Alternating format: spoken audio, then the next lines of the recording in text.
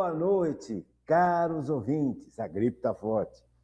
Está começando, dia sexta-feira, 27 de março de 2026, em nome do Pai, do Filho e do Espírito Santo, o programa Kairos Tempo de Graça, de número 1060. Eu sou Paulo Miziara e ficaremos juntos até as 9h30 da noite nos 1.600 kHz AM da Rádio 9 de Julho. Nos trabalhos técnicos, ele, o monstro, Michel Silva, grande Michel.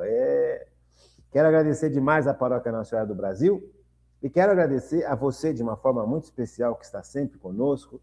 Deixa eu ler algumas mensagens que o grande Michel me mandou do dia 13 desse mês de março, tá bom? Sexta-feira. Deixa eu ver aqui as mensagens, pelo menos desse dia, porque senão a gente tem que estar sempre em contato, né? É isso aí. Iricene, boa noite para todos. Obrigado, Iris, para você também. Deixa eu ver aqui, que eu não estou enxergando. João Ferreira, bom programa. Pena que tenho que dormir cedo. João Ferreira, todos os programas estão gravados. Se você não consegue ouvir o programa porque você tem que dormir cedo, que é um bom sinal, né? Você se entrar na Rádio 9 de Julho, no YouTube da rádio ou no Facebook da rádio, você vai encontrar o programa. Então, todos os programas que nós estamos fazendo estão gravados na rádio. Basta você acessar o programa através das páginas na internet da rádio do dia que você quer ouvir. Então, por exemplo, o programa que você, da sexta-feira, desse dia, é só você entrar lá na Rádio 9 de Julho e procurar o programa Kairos Tempo de Graça do dia... Deixa eu ver qual dia que foi. Espera só um pouquinho, acho que é dia 13, né? Deixa eu ver aqui. É dia 13. Então, se você colocar lá, entrar na Rádio 9 de Julho, e na Rádio 9 de Julho, nas páginas da Rádio 9 de Julho, você colocar lá, programa dia 13 do 3 de 2026, Kairos Tempo de Graça. Está lá. Então, você pode ouvir o programa a qualquer hora nos dias seguintes. Então, estão todos os programas gravados, tá bom? Foi bom que ele falou, muito obrigado pelo elogio ao programa, vamos agradecer sempre e oferecer esse elogio a quem merece, que é Deus, né? É Ele quem faz a obra. Então, se você quer escutar o programa e não consegue escutar na hora que está acontecendo o programa, todos os programas estão gravados, tá bom? Muito obrigado. Foi bom você ter falado, né? É importante que as pessoas saibam disso, né? O que mais? Carcará, o grande Carcará. O Carcará já virou nosso sócio aqui no programa. Muito bem-vindo, Carcará. Muito obrigado. Ele está falando sobre as pessoas os sede vacantes. Quem são os sede vacantes? Os sede vacantes são pessoas que não aceitam os papas depois do Concílio Vaticano II. Ou um pouquinho antes do concílio, né? Os papas que vieram antes, todos os papas que estão envolvidos com o Concílio Vaticano II, este grupo, que é um grupo herético, não se esqueça, sede vacante é heresia. Pode ter um ar de tradição, mas é herético. Sabe, é importante você colocar essas coisas aqui, Carcará. Acho que é legal isso porque a gente precisa entender as coisas, né? Da mesma forma que nós temos heresias de esquerda, nós temos heresias de direita. Uma grande heresia de direita são esses sede vacantes. Hoje existe uma crítica brutal contra o Concílio Vaticano II. E essas pessoas, esses sede vacantes, são os que mais criticam e os que mais desobedecem esta linha da igreja. Todo concílio que é chamado, né, que é proclamado, que é reunido, ele tem a intenção de discutir temas, de definir dogmas. São reuniões que a igreja faz para que os bispos, que os cardeais, que o Papa, para que os teólogos da igreja se reúnam para discutir determinados pontos, determinadas situações e dar uma luz, dar um segmento, dar um posicionamento da igreja. Então, todos os concílios, a igreja é lotada de concílios, todos eles são inspirados pelo Espírito Santo. Agora, como qualquer situação humana, não dá para abranger todos os problemas que a igreja tem para resolver num concílio só.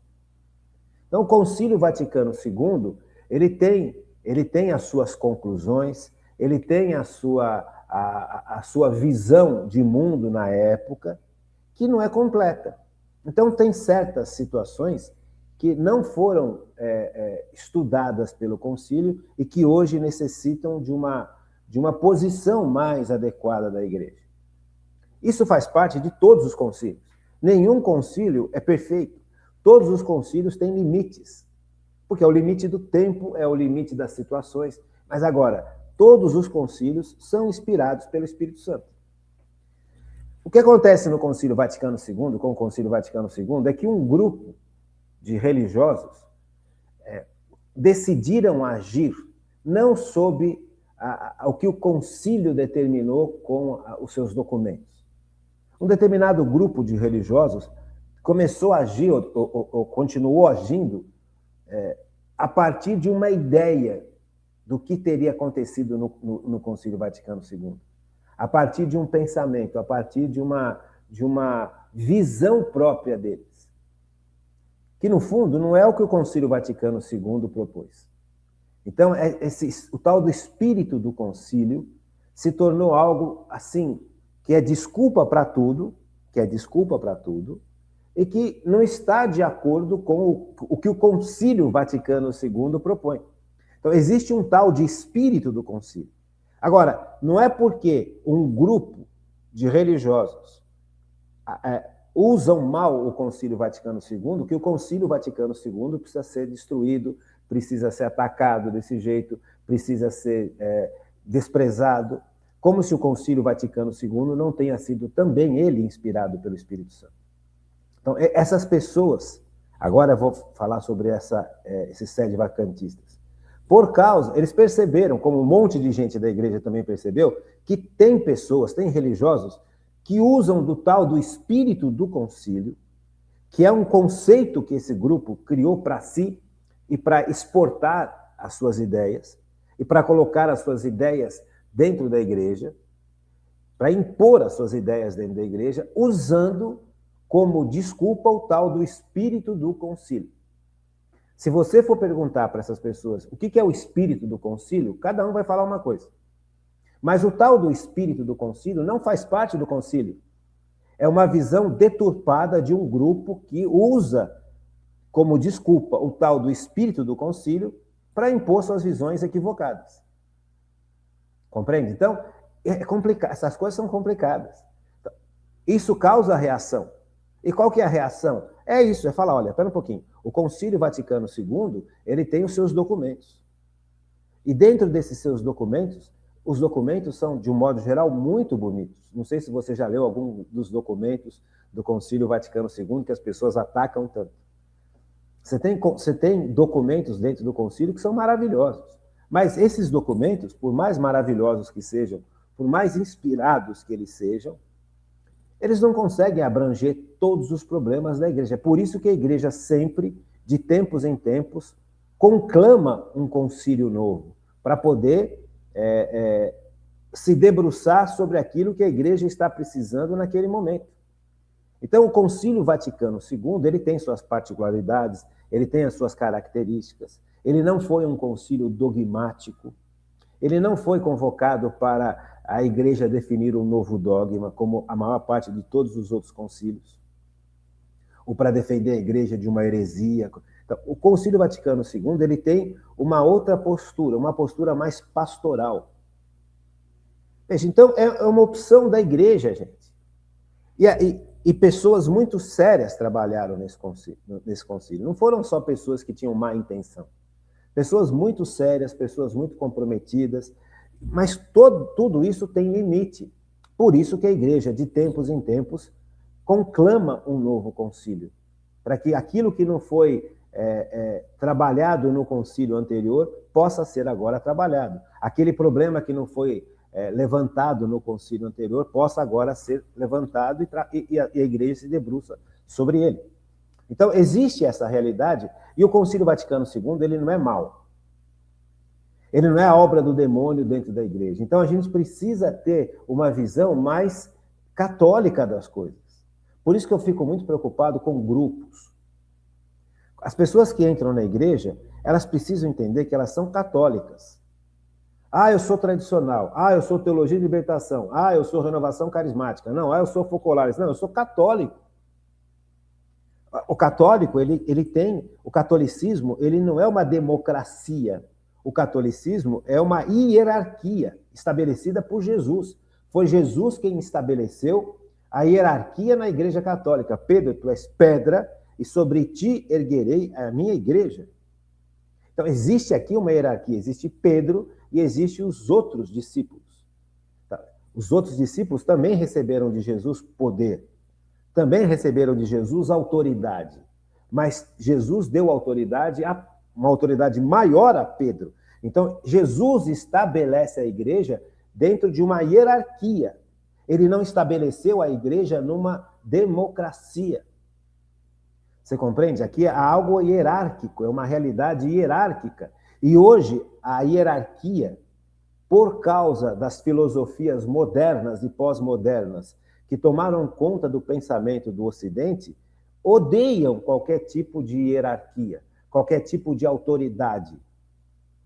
Então, a igreja também sofre dentro do seu ninho, do seu seio, o ataque contra as autoridades. Quando uma autoridade da igreja é uma autoridade que se deixa dominar pelo Espírito Santo, é maravilhoso. Mas quando uma autoridade da igreja se perde da ação do Espírito Santo, se torna um problema. Mas isso faz parte da história da igreja. Sabe, a igreja ela não foi feita para todo mundo eleger o Papa. Agora vamos todos nos reunir para eleger o Papa. Não é assim que funciona. Não foi desse jeito que Cristo estabeleceu a sua igreja. Então, aonde tem ser humano, tem problema, tem limite. Você pega, por exemplo, a igreja governada pelo Santo Papa, Santo, São João Paulo II. Eu amava São João Paulo II.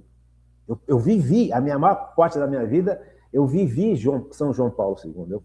Eu estive sob o governo da igreja, a minha maior parte da vida, debaixo das mãos de São João Paulo II. Para mim, São João Paulo II é um exemplo para tudo que eu preciso.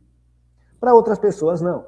Dentro da igreja, o pessoal de esquerda, que está dentro da igreja, um pessoal mais liberal, digamos assim, é um pessoal que não aceitava São João Paulo II. O pessoal da teologia de libertação não aceitava São João Paulo II. Ia para cima de São João Paulo II. Afrontava São João Paulo II. Percebe? A igreja funciona assim. Então, a autoridade do Papa foi dada por Cristo. Pedro, tu és pedra, e sobre ti, Pedro, erguerei a minha igreja. Entende? Agora, vão ter papas que determinadas alas da igreja vão gostar mais e outras vão gostar menos. Faz parte da história da igreja. Quem tem razão, quem não tem razão, é o tempo quem vai mostrar. Agora, desconsiderar o Concílio Vaticano II como sendo algo alheio à vontade de Deus para a igreja é um erro brutal. Então, esses homens que fazem parte desse grupo que o Carcará apresentou para a gente, que é um grupo que é o sede vacantistas, eles não aceitam que os papas eleitos depois do Concílio Vaticano II foram eleitos sob a ação do Espírito Santo. Então, eles não acreditam que esses papas são papas. Então, o Bento XVI não foi papa, São João Paulo II não foi papa, Paulo VI não foi papa, João XXIII não foi papa, o Papa Francisco não foi papa, o Papa atual, o Papa Leão, não é papa. Então, é um grupo que é tão radical, é tão fechado, assim como a teologia de libertação. É tão fechado, é tão ensimesmado que perde o contexto da igreja, perde a igreja, se afasta da igreja, se torna herético. Então, veja, esse grupo que fala que o Papa atual não merece ser Papa, que o Papa anterior a ele não merecia ser Papa, que Bento XVI não merecia ser Papa, e eles não consideram eles como Papa, são homens que se dizem católicos, que não estão dentro da Igreja Católica. Assim como a teologia de libertação, que não aceita um monte de coisa, também está fora da Igreja. Por quê? Porque se tornou herético, não segue mais aquilo que a Igreja propõe como estrutura e como doutrina. Então, essa gente causa dano para a Igreja. Essas heresias causam dor na Igreja, causam problemas sérios na Igreja, confundem as pessoas ficam confundidas. Quem está certo? Um padre fala uma coisa, outro padre fala outra. Um padre explica uma coisa, outro padre explica outra completamente diferente. Um padre fala que isso não é pecado, o outro fala que aquilo é pecado e é grave. Quem que está certo? Você percebe? Então, essas desavenças humanas, no fundo, é uma ação do inimigo de Deus. A palavra diabolos, ou seja, o divisor, em grego, diabolos é aquele que divide. Então, o diabo, o Satanás, o mal, o demônio, ele age dividindo as pessoas. Ele age jogando confusão no meio das comunidades, no meio da igreja. O próprio Cristo falou, olha, as portas do inferno não prevalecerão contra a igreja. Ele não falou que o inferno não atacaria a igreja. Ele falou que que o demônio não venceria a igreja. Agora, atacar a igreja ele vai. E vem atacando a igreja desde o tempo em que Jesus instituiu a igreja. E a igreja continua em pé, mesmo com todas essas situações difíceis. Então, os sedevacantistas, eles são heréticos. São heréticos. Agora, como é que a igreja trata essas pessoas? Como é que a igreja trata a teologia da libertação? Como é que a igreja trata os sedevacantistas? Como mãe. Você entende? Ela está falando, isso aqui está errado, isso aqui não está certo. Vocês estão fora do magistério. Você entende? Então, a igreja é mãe de todo mundo, é mãe de todos nós que fomos batizados. Se um filho está doente, se um filho está rebelde, se um filho está revoltado, se um filho está querendo matar os pais, ele não deixou de ser filho. Então, muita gente dentro da igreja quer matar a igreja. Na cabeça da gente não cabe isso, porque a gente ama a igreja. Mas tem muita gente que está dentro da igreja, muita gente, que não ama a igreja. Por vários motivos. E aqui não cabe a gente ficar elencando um monte de motivos. O ser humano é uma criatura muito esquisita, muito estranha. Sabe, você pega, por exemplo, uma pessoa que está... Vamos pegar um exemplo para que a gente compreenda isso, porque eu acho que isso é legal a gente entender, para a gente aprender a amar quem está doente. Vamos supor. Eu faço parte de um grupo, vamos supor, isso é um exemplo, só para você entender. Eu faria parte de um determinado grupo dentro da igreja. Vamos lá, vamos pegar. Eu participo dos grupos de oração de quem você quiser aí, da renovação. Dentro daquele grupo da renovação, tem pessoas que eu acho que são confiáveis. E eu vou me aproximando dessas pessoas. Geralmente o coordenador, a coordenadora, geralmente alguém da música, alguém da pregação. Você vai se aproximando dessas pessoas e vai buscando nessas pessoas um conforto, uma palavra, uma orientação. E de repente você vê que uma pessoa que você confiava tanto dentro desse grupo e que você chegou até falar de coisas íntimas para essa pessoa te traiu. Essa pessoa traiu a sua confiança. Qual que é a sua reação? Qual que é a minha reação? A nossa reação, nessas horas, você se sente traído, você se sente... você fala, poxa, eu confiei numa pessoa que eu penso que é religioso, numa pessoa que eu penso que tem uma vida saudável, uma vida quase que de busca de santidade, e essa pessoa me traiu dessa forma tão vulgar. Foi uma traição tão profunda, falou de mim, coisas que eu falei para essa pessoa, ela falou para outras, e aí está todo mundo sabendo, e eu fui traído. Quer dizer, começa a haver uma ruptura no coração dessa pessoa que foi traída. O coração dessa pessoa que foi traída começa a se sentir profundamente desconfortável, profundamente machucado. E qual que é a reação? É se afastar. É se afastar e tomar raiva não só da pessoa que te traiu, mas tomar raiva do próprio movimento onde você estava. E aí você começa a olhar para aquele movimento com desconfiança, porque você já está desconfiando das pessoas. E aí você começa a olhar com desconfiança para a própria igreja. Porque você começa a generalizar, e eu, você, qualquer um, começa a generalizar que as pessoas não pode confiar nas pessoas, que a gente não pode se abrir, e a gente vai ficando cada vez mais triste, cada vez mais sozinho, cada vez mais isolado. E nessa hora o demônio nada de braçada. Então, essa pessoa que estava tão aberta a Cristo, no grupo de oração, tão entregue, tão caminhando tão profundamente, lendo a Bíblia, lendo a palavra de Deus com amor, frequentando os sacramentos, sabe, crescendo em oração, crescendo em comunidade, em vida de comunidade, de repente trunca tudo e passa a ter raiva não só daquela pessoa que fez mal para ela e fez o mal terrível, e começa a ter raiva do grupo de oração, começa a ter raiva da renovação carismática, começa a ter raiva do padre que está junto com a renovação, e junto com o padre começa a ter raiva dos outros padres, porque eu falo com o padre fala uma coisa, eu falo com outro padre, ele fala outra. As heresias agindo. Né? E aí, aos poucos, aquela pessoa que amava a igreja passa a ter raiva da igreja. E por que ela não sai da igreja? Porque ela encontrou algo dentro da igreja que ela não quer sair. Aquilo traz para ela, de alguma forma, até mesmo o confronto contra a igreja traz para ela o conforto que ela acha que ela precisa. Ela precisa agora, ela acha que ela precisa ter uma razão de viver. E a razão de viver dessa pessoa é provar para todo mundo que aquilo não presta. Então, dentro da igreja, dentro do grupo de oração, dentro da comunidade, existe alguém que está disposto a viver a vida para provar para os outros que aquilo não presta. Quantas pessoas estão assim dentro da igreja? Quantas pessoas estão assim dentro das casas da gente?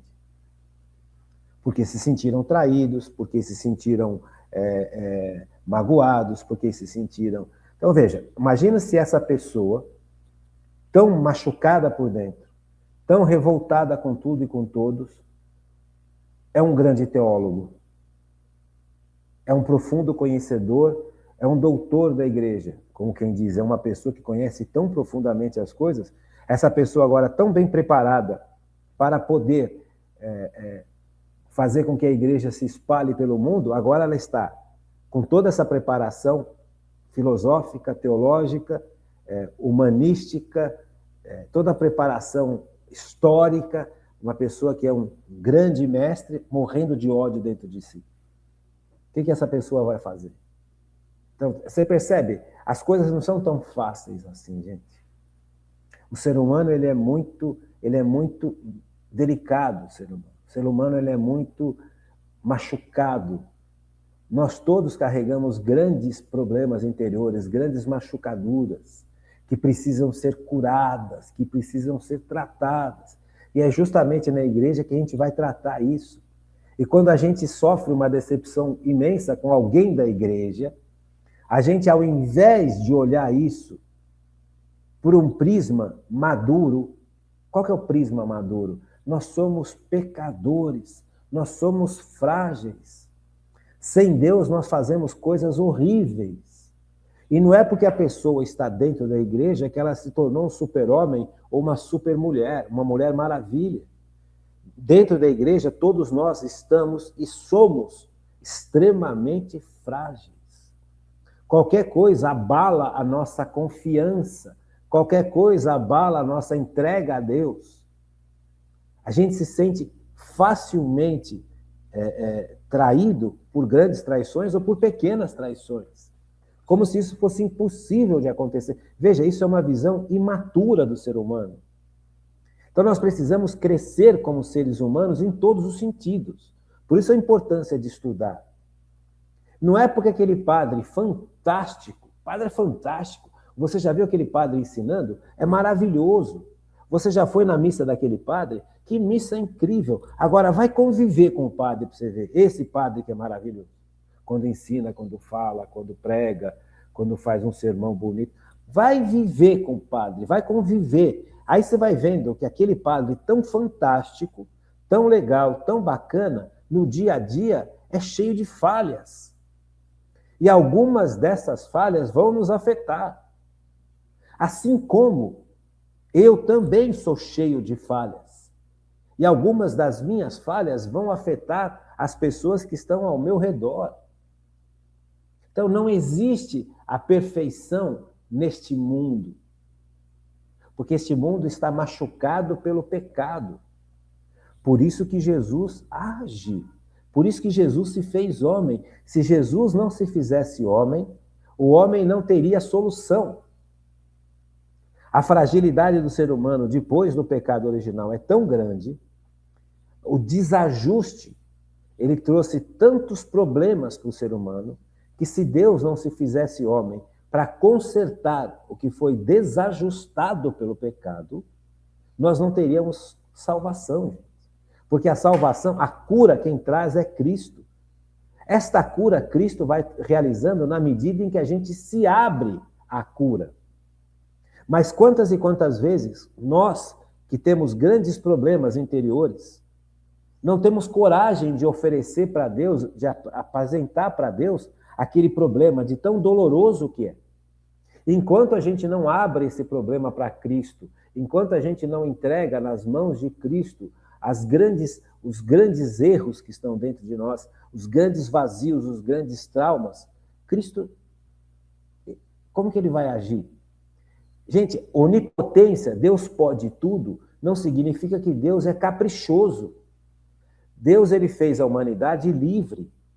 Então, enquanto na minha liberdade eu não escolho deixar Cristo cuidar dos meus traumas, dos meus problemas interiores, dos meus erros, dos meus pecados, das consequências dos meus erros e dos meus pecados, esses problemas vão continuar aqui dentro ardendo. E esses problemas vão me afastar da comunidade, vão afastar a comunidade de mim. Veja, então, você vê eu falo do padre porque o padre é que está na frente.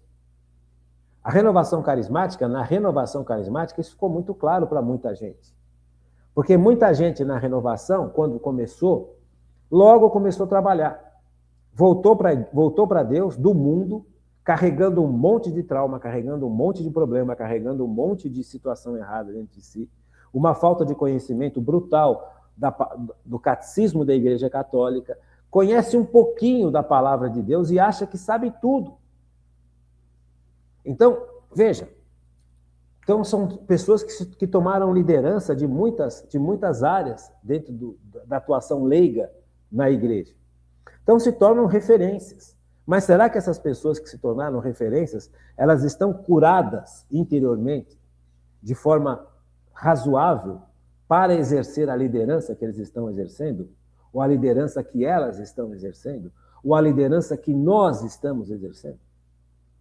Veja, então aí você vai se deparar que aquele pregador leigo, aquele cara que toma conta do grupo de oração, que todo mundo acha legal, bacana, quando você convive diariamente com a pessoa, você vai ver um monte de lacunas na vida dessa pessoa.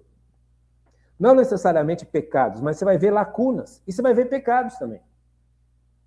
Então aquilo vai desmanchando esta magia. Veja, não existe magia, gente. Não existe varinha de condão. Não existe fada. Sabe, nesse sentido de resolver tudo assim, como usando o pozinho de pirim-pim-pim. É dor. Então, é importante que a gente enxergue isso. É importante que a gente tenha essa perspectiva correta das coisas. Sabe, fica um grupo brigando com outro grupo. Os tradicionais não gostam da teologia de libertação. Concordo, que a teologia de libertação se tornou algo herético. No começo não era tão herético assim, agora se tornou herético. Esse grupo é que quis trazer para a igreja pessoas dessa visão de esquerda, é que trouxe para a igreja esse tal do conceito do espírito do Vaticano II, que não está escrito no Vaticano II. Nos documentos do Vaticano II não está escrito o que é o espírito do Vaticano II. Você compreende? Então, esse conceito falso de espírito do Concílio Vaticano II está sendo um desastre para a igreja. Como é que combate isso? Combate isso explicando o que foi o Concílio Vaticano II. Explicando os documentos do Concílio Vaticano II. Lendo os documentos do Concílio Vaticano II e enxergando o que João 23 quis quando ele convocou o Concílio Vaticano II. Veja, quando João 23 convoca o Concílio Vaticano II, o mundo está saindo de duas grandes guerras. Sabe, eu não sei se você sabe o que significa uma guerra mundial. Espero que a gente nunca saiba. Espero que não tenha uma terceira guerra mundial, porque as duas grandes guerras mundiais exauriram a humanidade. Tiraram as forças da humanidade. Deixaram a humanidade de joelhos, de tanta dor, de tanto sofrimento, de tanta injustiça, de tanta violência, de tanta morte. Sabe, aquela geração pós-término da Segunda Guerra Mundial estava exausta, estava completamente sem perspectiva. Gente, duas grandes guerras mundiais. Não só a guerra em si, que é terrível, que é brutal, que é violentíssima, que desestrutura o ser humano e desestrutura as sociedades, mas junto com essas duas guerras mundiais, o ataque de visões filosóficas anticristãs, materialistas, modernismo, depois o pós-modernismo, vem lá do iluminismo, quer dizer, são situações de mundo muito brutais. Um ataque feroz contra a igreja. Então, João 23, ele está vivendo uma época onde as pessoas estão exauridas. E ele conhece profundamente o amor de Deus. Então, quando ele fala, vamos abrir as janelas para que Jesus possa agir no mundo, você entende? Ele está querendo levar para este mundo exaurido por duas grandes guerras, exaurido por filosofias materialistas, exaurido por injustiças brutais, o amor de Deus. Essa era a intenção de João 23. Uma intenção lindíssima.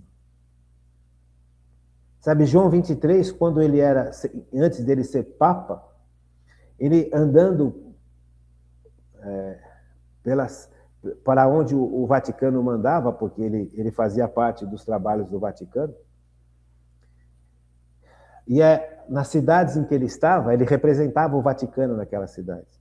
Ele via que em determinadas aldeias muito humildes, de alguns países da Europa, mais pobres, o Espírito Santo nadava de braçada.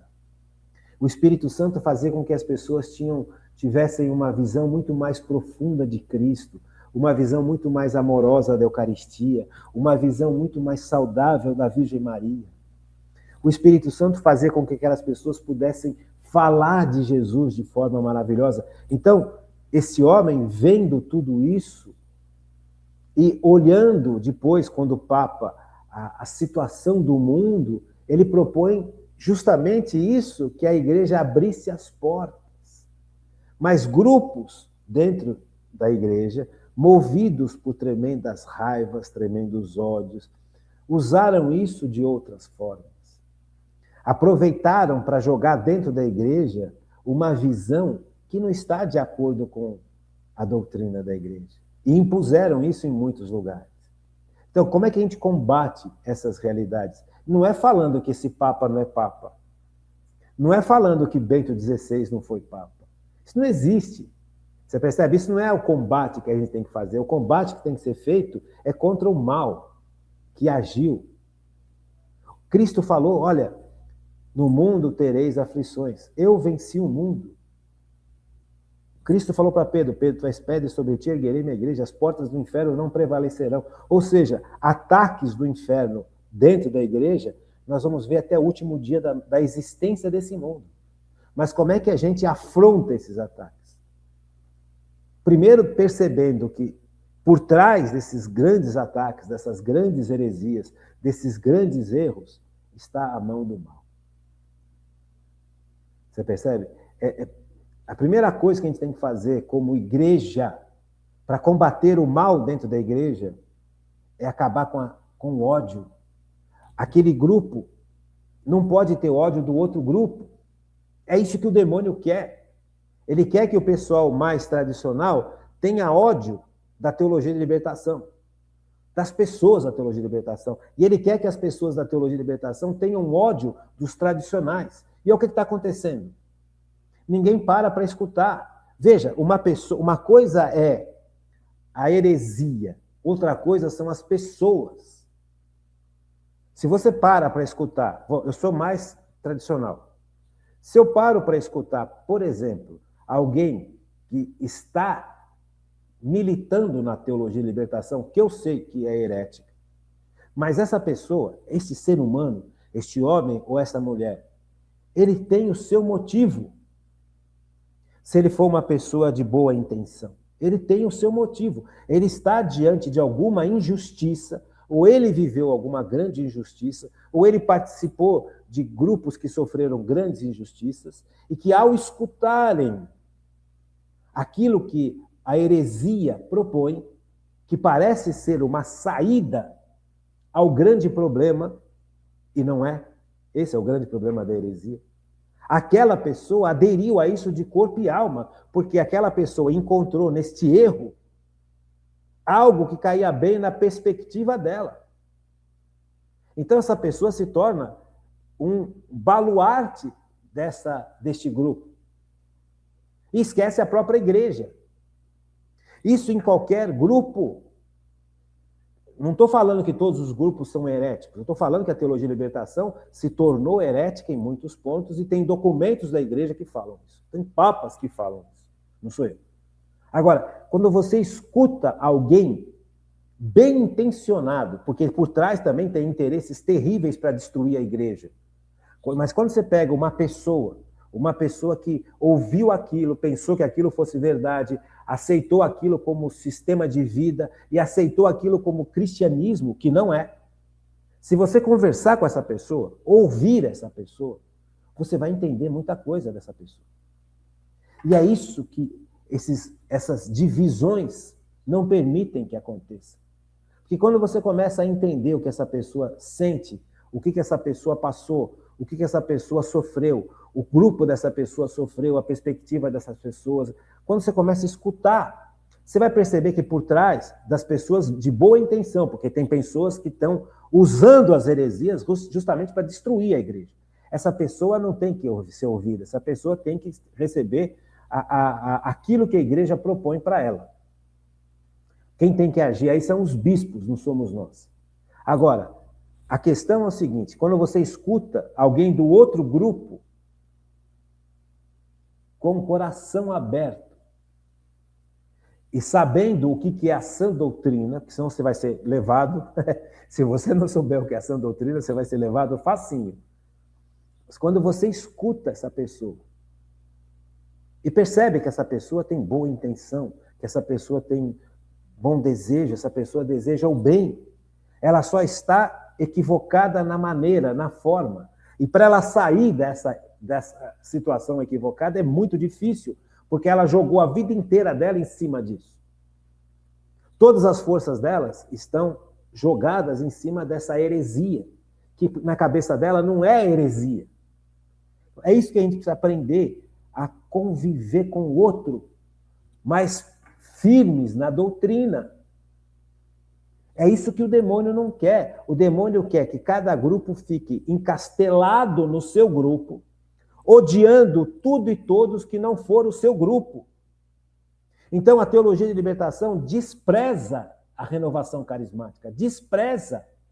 Literalmente. Por quê? Porque eles se acham X. Muita gente da renovação despreza não sei quem. Por quê? Porque eles se acham X. Muita gente dos tradicionais desprezam não sei quem porque eles se acham X. Ele se acha, cada grupo, por isso que eu não gosto de grupos. Nós somos católicos. Cada grupo olha para si como o salvador da igreja. Cada grupo olha para si como aqueles que não. A igreja passou a existir no momento em que nós começamos a existir como grupo. Antes não tinha igreja. Veja, essa visão é comum a todos os grupos. Os tradicionais acham que eles são a salvação da igreja. A renovação carismática achava que ela era a salvação da igreja. A teologia da libertação achava que ela era a libertação da igreja, inclusive. Que a igreja agora sim se tornou igreja porque agora ela tem um cunho social, como se nunca tivesse. Gente, isso é pecado grave. É erro profundo. Então, é por isso que eu fico com muito cuidado de grupos. Eu escuto cada grupo e tiro o que cada grupo tem de bom. Eu não me vinculo a grupos, porque se eu me vinculo a grupos, eu corro o risco de vestir camisa de um grupo, e se esse grupo cair na heresia, eu vou cair na heresia junto, porque eu vou com esse grupo até onde tem que ir. Porque esse grupo passou a ser o centro da minha existência. O centro da minha existência é Jesus Cristo. E Jesus Cristo não é revolucionário, Jesus Cristo não veio para o mundo para estabelecer uma justiça social, Jesus Cristo veio para o mundo para salvar o mundo do pecado. É o pecado que causa injustiça social. Mas Jesus Cristo veio para salvar o mundo. Jesus Cristo não veio para me dar tapinha nas costas se eu vivo no pecado. Jesus Cristo veio para tirar o pecado do mundo, que me mata. Se o pecado me mata e mata quem está ao meu lado, como que Jesus vai querer me dar tapinha nas costas? Não, está tudo bem, continua a sua vida do jeito que está certo. Basta você ser uma boa pessoa. E ninguém define o que é uma boa pessoa. A teologia de libertação fala que boa pessoa é quem cuida dos pobres. Você pode ser o pior pecador da face da terra. Você pode cometer os pecados mais hediondos, mas a partir do momento que você cuida dos pobres, você já passou a ser santo. Isso não é catolicismo. O catolicismo sempre cuidou dos pobres, sempre. Não foi a partir de Karl Marx que a igreja começou a cuidar dos pobres. A igreja cuida dos pobres desde quando ela foi instituída por Jesus Cristo. Veja, a igreja começou com Cristo. Então, as pessoas precisam compreender a igreja. Por isso que tem o catecismo da Igreja Católica. Gente, tem várias heresias agindo dentro da igreja. Várias. Você tem heresias de cunho marxista, que são teologia de libertação e outras. Você tem heresias de cunho não marxista, que são essas pessoas que falam que são sede vacantes, que a igreja não tem mais papa. E você tem pessoas que estão orbitando entre tudo, que não sabem doutrina, não sabem a palavra de Deus, não sabem absolutamente nada sobre o que é ser católico, e essas pessoas ficam orbitando de um grupo para o outro, ficam para lá, ficam para cá, ficam... Gente, pelo amor de Deus. O catolicismo é catolicismo. Nós somos católicos, apostólicos, romanos. O Papa está lá longe, lá em Roma, elitista. Gente, pelo amor de Deus, o Papa é o pai. Por trás dessa visão do Papa é elitista e Roma é elitista, existe um veneno herético brutal, causado por um negocinho chamado Escola de Frankfurt. Sabe, é por isso que a gente precisa estudar o que acontece no mundo. Porque o que acontece no mundo entra na igreja. Então, uma visão que você tem, por exemplo, eu sou contra tudo que é cultura, tudo é elitista. Quando começa essa palavra elitista, pode saber, já caiu nessa visão herética proposta por uma escola de pensamento chamada Escola de Frankfurt, na época da Segunda Guerra Mundial, que propuseram mudar a estrutura de funcionamento do pensamento da humanidade. E atacam profundamente o cristianismo. As pessoas nem sabem quem são os componentes da escola de Frankfurt. As pessoas nem sabem o que um tal de Marcuse, que fazia parte dessa escola de Frankfurt, propunha. E propôs e pôs em prática. Assim como ele, tem mais 5 que formaram essa escola de Frankfurt, uma escola de pensamento que age no mundo inteiro. Então tem um monte de coisa que a gente pensa que vem deles. E tudo que vem deles vem contra a igreja, vem contra a tradição, vem contra a família, vem contra os pais.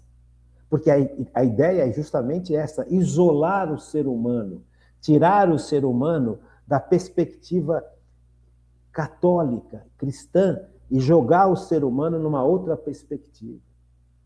E as pessoas nem sabem disso. Nunca ouviram falar na tal da escola de Frankfurt, nunca ouviram falar sequer quem são essas pessoas que dominaram o pensamento do Ocidente hoje. Todo mundo pensa de acordo com o que esses caras determinaram para que se pensasse. E as pessoas nem sabem quem são esses caras. Isso entrou na igreja. Veja, então você tem heresias que entram por todos os lados. Por isso que Deus sustenta a igreja com o poder do Espírito Santo. Por isso que Deus sustenta a igreja com o magistério da igreja. A igreja não está solta, largada. A igreja não está perdida. A igreja não está completamente arrasada. Não. Sabe, a gente precisa entender da onde vem tantos ataques e vem para dentro da igreja para a gente poder se colocar na presença de Jesus e junto com a igreja trabalhar isso tudo. A igreja foi vencendo heresia por heresia ao longo dos séculos. A igreja foi vencendo erros e erros ao longo dos séculos. Por isso que ela foi, ao longo dos séculos, propondo vários concílios. Você compreendeu? Porque várias heresias foram entrando na igreja. Porque o demônio não quer que você seja católico, apostólico, romano. Hoje, essa grande heresia que vai contra a autoridade, que vai contra o homem, o ser humano masculino, que vai contra o pai, que vai contra a família, tem intenção. A ideia é simples. Olha, isso aqui, pai, família, é opressivo. Não serve, tem que acabar com isso. Por que eles falam isso? Porque, como se todo pai fosse machista, como se todo pai fosse ignorante, como se todo pai fosse violento. Por que eles propõem essas ideias? Por que essas ideias entram na igreja? Porque o mundo vive isso. Esses conceitos, esses pré-conceitos disfarçados de filosofia. Isso entra na igreja, gente. Então a gente tem que estar consciente dessas coisas todas e, em paz, combatê-las. Eu não estou combatendo, nós não temos que combater o ser humano, nós temos que combater o mal que age através do ser humano. Foi o que Jesus fez. Por isso que eu não quero ficar fechado em grupos, porque todos nós podemos estar sujeitos a cair nessas heresias todas que são propostas todo dia para a gente, porque vem de fora. Talvez você nunca tenha ouvido falar na tal da escola de Frankfurt, mas os seus filhos aprendem o que esses autores da escola de Frankfurt propuseram.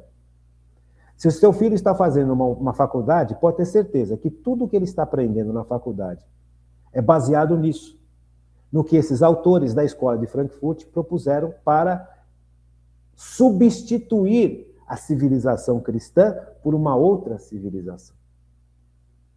Você compreende como isso é sério? Então, gente, é muito mais fácil ficar brigando um com o outro. Enquanto nós ficamos brigando com os grupos, um contra o outro, ódio contra o outro, o mal está agindo.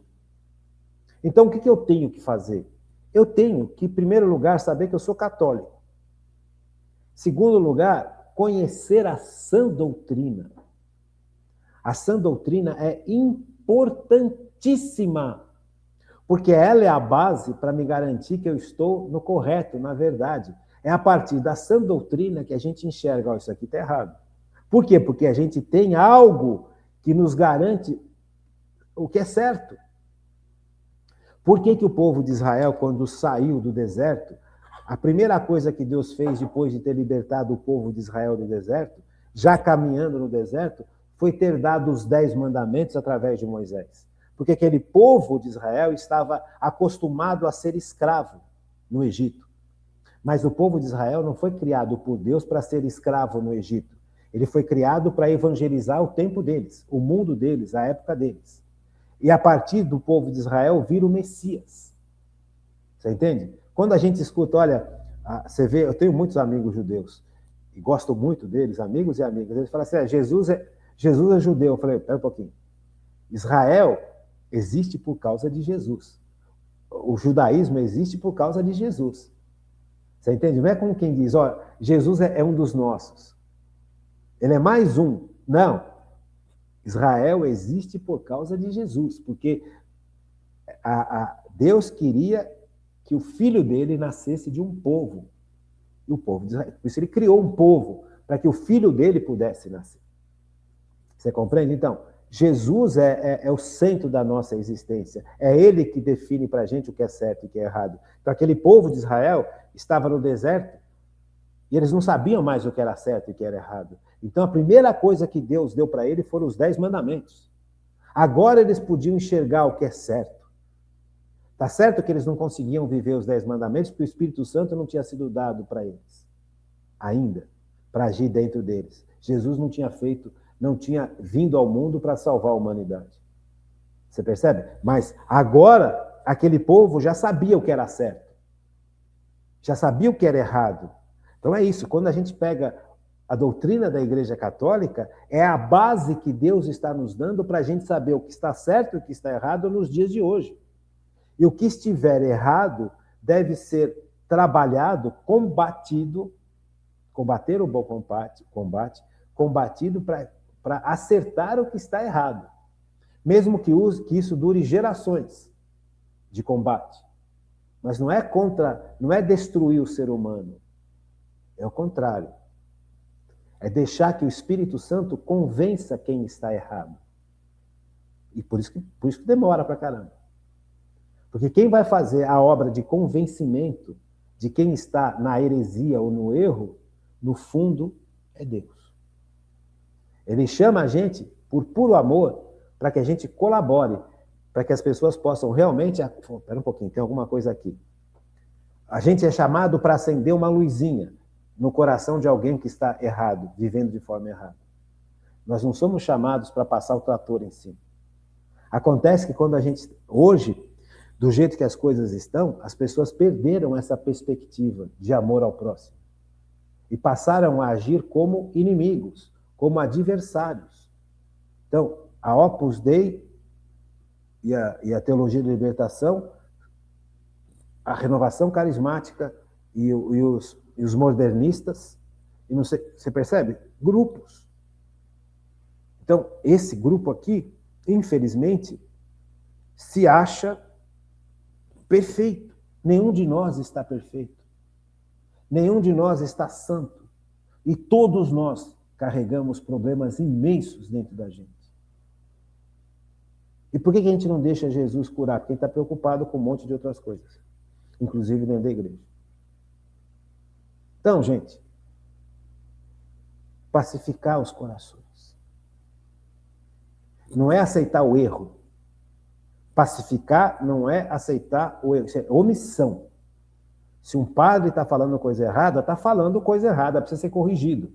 Ah, o bispo falou coisa errada, precisa ser corrigido, gente.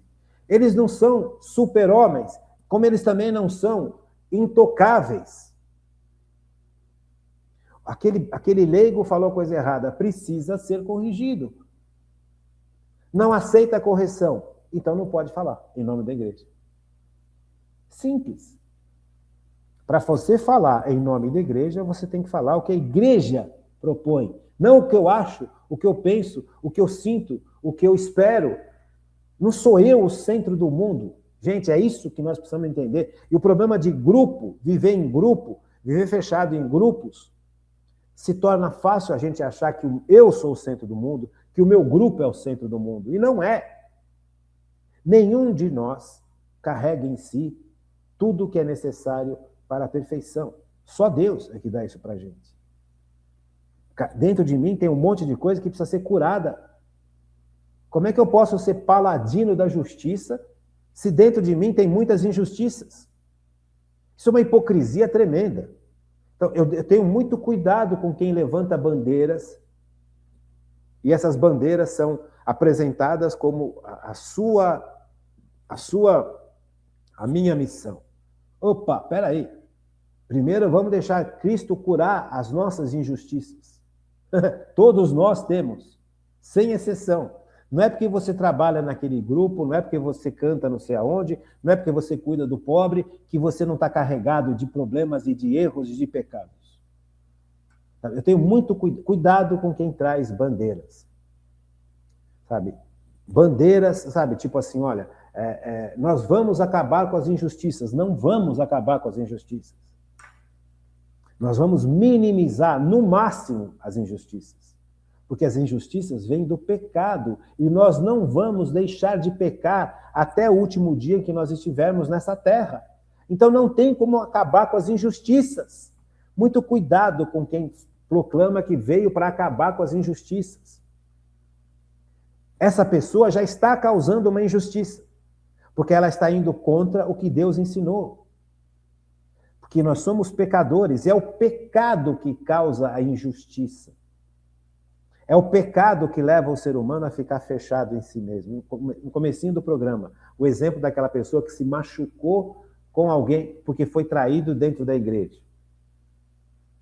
Imagine uma pessoa que foi traída, ofendida, machucada profundamente dentro da igreja. Como é que essa pessoa está? Se essa pessoa tiver qualquer meio de propaganda, meio de poder, como é que ela vai agir em relação à igreja? E somos todos nós, né? Então é importante que a gente tenha essa visão católica. Sabe? Veja, tem erros que os homens cometem? Tem. Precisam ser corrigidos? Precisam. Por isso Deus instituiu uma igreja. Ele não instituiu um movimento, um grupo. Ele instituiu uma igreja. Pedro, tu és pedra, e sobre ti erguerei a minha igreja. Cuidado com bandeiras. A bandeira deveria ser: eu sou pecador. Eu preciso da cura e da salvação de Cristo. E vou precisar até o último dia da minha vida, porque só Cristo pode me curar naquilo que eu carrego de mais escuro dentro de mim e naquilo que já foi sendo curado por Cristo, que já deixou de ser tão escuro assim, mas ainda não está plenamente claro, iluminado pelo Espírito Santo. É um processo. E neste processo eu tenho que ajudar os outros a encontrar Cristo, a se voltar para Cristo, a amar a Cristo, a obedecer a Cristo, a se entregar para Cristo. Sabe, eu fico muito triste de ver isso. Muito triste. Sabe, pessoas batendo no peito. Eu tenho a solução, inclusive para a igreja. O meu grupo tem a solução para a igreja. Gente, a solução para a igreja chama-se Jesus Cristo. É Ele quem faz, é Ele quem cura, é Ele quem salva, é Ele quem transforma, é Ele quem refaz. É Ele quem trouxe para o mundo aquilo que o mundo havia perdido com o pecado. Ninguém é capaz de fazer o que Jesus faz. Nem eu, nem você, nem ninguém, nem o Papa. Por isso que Jesus instituiu a igreja, para que ele, Jesus, continuasse agindo no mundo através dos sacramentos. É isso que precisa ser vivido. A vida de oração, a vida de entrega a Deus, a vida de amor ao próximo. Eu só vou conseguir amar o próximo se meu coração estiver completamente... Como é que eu vou conseguir amar o próximo se meu coração está completamente endurecido pelas injustiças que eu passei, pelos traumas que eu passei, pelos erros que eu mesmo cometi, porque isso vai endurecendo o meu coração? Como é que eu vou amar alguém se eu desconfio até da sombra? Uma pessoa que foi traumatizada, machucada ou injustiçada, passa a desconfiar de tudo e de todos. Como é que essa pessoa vai amar a Deus e amar o próximo? Inclusive o próximo que fez mal a ela. Como é que vai fazer isso, gente? Isso não é uma piada, isso é uma realidade que Jesus traz. Só Jesus é capaz de fazer essa obra dentro de nós. E é isso que é a igreja. É chegar nos corações mais machucados, nos corações mais feridos, nos corações dos pequeninos. Quem são os pequeninos? São aqueles que descobriram que o mundo não pode trazer tudo o que eu preciso. Que as técnicas e tecnologias não são capazes de ir no mais profundo do meu ser e cuidar e curar uma traição, uma falta de amor, uma ausência de pai, uma ausência de mãe, um pai que violenta uma filha. Como que isso é curado? Que tecnologia, que remédio vai fazer a tecnologia para curar um coração de uma jovem que foi violentada pelo pai? Como é que vai curar o coração de um pai capaz de violentar uma filha? Só Cristo é capaz de resolver isso, de curar isso, de refazer isso. Por isso que só Cristo é a solução. Então, mais do que nunca, você precisa aderir a Cristo. Não uma imagem fictícia de Cristo. Cristo não é um revolucionário. Cristo também não é aquele que vai garantir riqueza na minha vida, prosperidade. São os dois extremos das ideologias e das heresias que atacam o cristianismo. O marxismo, que é um Cristo revolucionário, ou um Cristo que só vai agir para garantir os meus planos. Sabe, é o oposto. Os meus planos têm que ser os planos de Deus para mim. Quem que vai conseguir fazer essa reversão no meu coração se a vida inteira eu passei vivendo em função dos meus planos? Como é que agora eu vou viver em função dos planos de Deus para mim? Que é a virtude da esperança. Como é que faz isso? Quem que é capaz de fazer isso? Só Deus. Então, está na hora da gente acordar dessa letargia, dessas terríveis ideologias e dessas heresias que entram na igreja por causa dessas ideologias. Sabe, não basta só conhecer o catecismo da Igreja Católica. Você tem que conhecer, meu amigo, minha amiga, o que é a escola de Frankfurt. Quem são os componentes da escola? Seus filhos estão aprendendo isso na escola, na faculdade, e você nem sabe quem são. Sabe? É isso, é essa paralisia mental que levaram a gente. É isso que precisa ser trabalhado. É isso que precisa ser transformado. Quem vai fazer isso? Cristo, em mim, pelo poder do Espírito Santo. É o Espírito Santo que vai me dar os dons para eu entender esse universo ao meu redor. O dom da ciência revela o universo ao meu redor, revela Deus agindo nesse universo ao meu redor, revela Deus agindo na minha vida. O dom da fortaleza vai me dar uma fortaleza sobrenatural para eu ver essas coisas medonhas e combater essas coisas medonhas sem cair, sem ficar acovardado, sem ficar com medo, porque isso dominou o pensamento da maior parte das pessoas do Ocidente. Como é que eu vou ter coragem de ir contra o pensamento comum que é anticristão hoje? Só pela força de Deus. Então eu preciso conhecer Deus. Então essa sexta-feira, que eu deveria falar sobre a virtude da esperança. Cacará, você vê o que você faz, Cacará? Olha aí, ó.